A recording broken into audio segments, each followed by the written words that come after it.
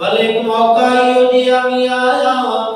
سن 6 ہجری دے اندر اللہ دے پاک پیغمبر علیہ السلام نے فرمایا او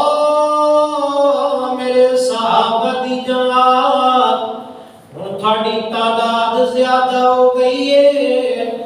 مسجد دا رقبہ تھوڑا ہے نا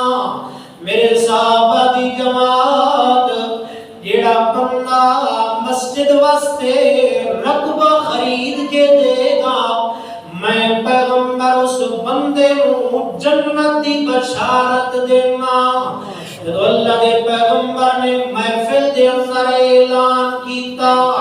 حضرت عثمان رضی اللہ تعالیٰ عنہ مجلس دے اندر کھڑے ہوئے فرمایا اللہ دے پاک پیغمبر جی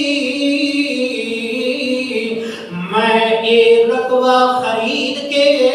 مسجد واسطے دین واسطے تیار فرمایا اللہ دے پیغمبر جی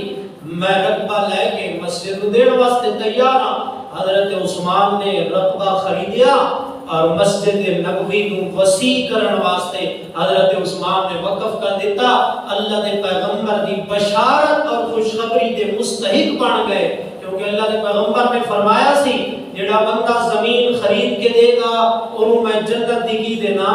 خوشخبری دینا تا واسطے حضرت عثمان کو آکھیا جاتا ہے ذل بشارتین یعنی دو خوشخبریاں پان والا حضرت عثمان واحد وہ صحابی نے جنہوں اللہ دے پیغمبر نے 2 دفعہ جنت کی خوشخبری سنائی ہے